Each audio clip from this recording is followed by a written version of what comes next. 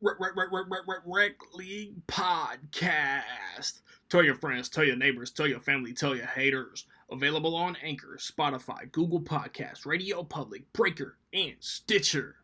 At Rec League Podcast on Facebook, YouTube, and Instagram. At Rec League Pod on Twitter. Episode 19 available now.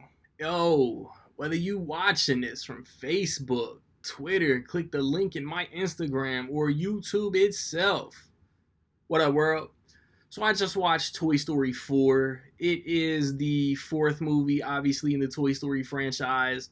The 21st, 22nd overall Pixar release. It stars the voices, you know what I mean? The actors still put in the work of Tom Hanks, Tim Allen, Joan Cusack, Annie Potts, Christina Hendricks, Kristen Shaw, Bonnie Hunt, the legends, Wallace Shawn, John Ratzenberger, Don Rickles, R.I.P., Estelle Harris, Blake Clark,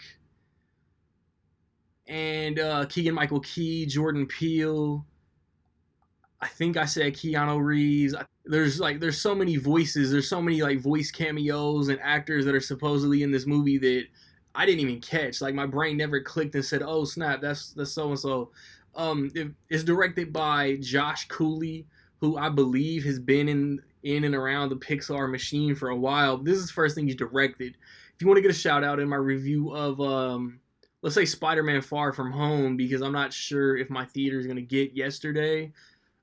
Stay tuned to the end of the video to figure out how you can do that. So, you got the toys, all the toys you know and love.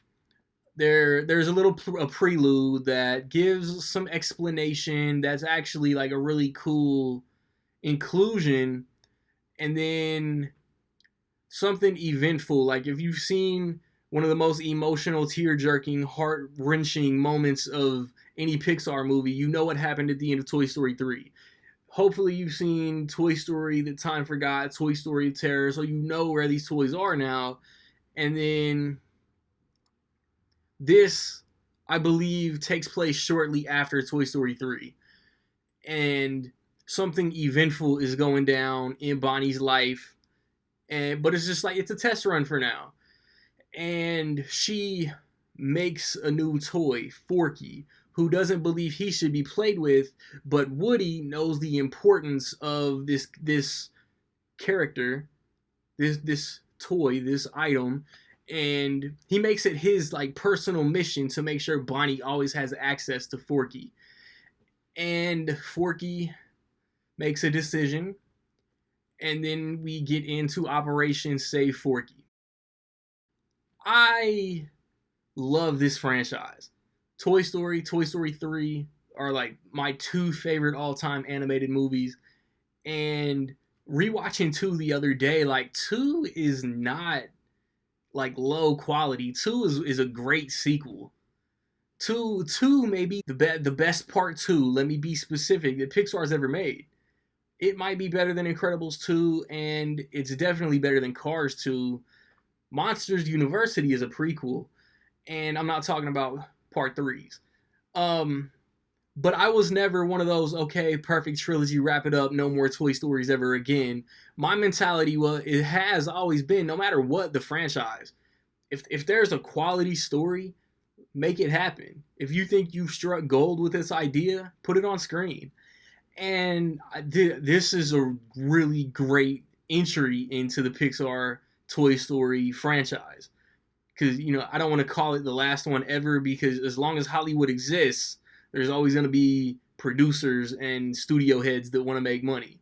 So they could say, hey, Disney owns Iron Man and Disney owns Wolverine. Let's make Toy Story 5. And who knows? But the voice acting, the actors are pros. The actors know these characters. There's no need to compliment the voice acting. I want to talk about the new characters because they're all great. I dug Forky. I dug Tony Hale as Forky. He was annoying at first to me, and then just as the story goes on, you just get used to him. He's kind of like Fear from Inside Out for a while. I think Gabby Gabby is probably the creepiest antagonist this series has seen. I mean, you got Sid, but Sid was human. And then they do something with Gabby Gabby that they didn't do with Sid, with Prospector or Al in Toy Story 2 or Lotso. I thought it was cool. I thought it was real cool. Like this whole movie is damn near just one big emotional gut punch. Um, Keegan-Michael Key, Jordan Peele were hysterical. Plush Rush. Um, but like the character that steals the movie is got to be Duke Kaboom, Canada's greatest stuntman, and Keanu Reeves kills it. And I think this is his first animated role, and he's great. Like Duke Kaboom is hilarious. I'm not gonna lie though, I think a lot of like the iconic like Rex, Slinky, the Potato Head characters, even Jesse, kind of get pushed off to the side and like they're supporting cast. Like if this is a basketball team, like they're in this movie, they're like garbage time players. Like the game is won. Okay, you guys can get a little bit of play. They're in it, but they're not featured. You know what I mean? Obviously, Woody's the best. Woody is the greatest. Like Woody is loyal to his kid till his last breath. Um, he has partners. I don't want to really go into who he's teaming up with because it's spoilerish, and like it's cool. It's cool how the plot unfolds. Buzz. I feel like Buzz didn't really get as much time as he did in the other three movies either, but he does. Like Buzz is there, but this is Woody's movie. If you guys have already watched my Child's Play review, you know how disappointed I was in that. So that kind of set the standard for Toy Story to be amazing. And I was hoping that this would top Endgame and be my new favorite movie of the year, but it's not. But I still loved it, and the ending is a Toy Story 3 level, just rips your heart out, and I teared up again. Like Pixar is like the one studio more than likely guaranteed to make me at least tear up, if not just cry. I'm 33 years old, and I'm man enough to admit that I might tear up watching a little kid's movie. But I've been with these characters since I was 9 years old. Like this is my favorite animated franchise, two of my all-time favorite animated movies overall. Um, and yeah, like and before I slip up and don't say anything, there are multiple mid-credit scenes, like credits play, clip, credits play, clip, credits play, clip, and then there's like a good scene, and then that's when I left because I assumed it was over. So there is at least a mid credit scene, so don't just get up and leave. I don't know, like I think it needs a rewatch, and like I just because I don't know, I feel like I'm doing a disservice just because I don't want to throw a perfect rating on this, because like I know how I feel when I give a movie a 5, and I didn't feel like that watching this. I really liked it, but the elements in the theater also got to me. So it definitely needs a rewatch, but for now,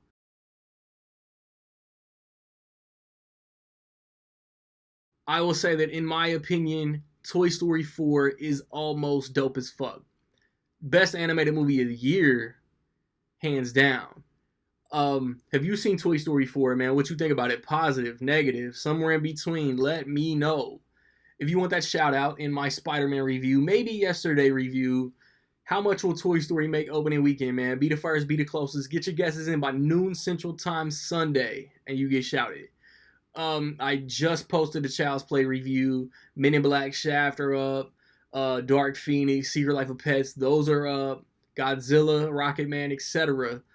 Check those out, man. Maybe yesterday, next weekend, the 2nd of July, Spider-Man Far From Home. And then we'll see what's on the horizon after that, man. Rec League Podcast, 19 episodes in. Check those out, man. If you audio only, if you driving and want to listen to a podcast, man, look up Rec League Podcast. Like, subscribe, comment.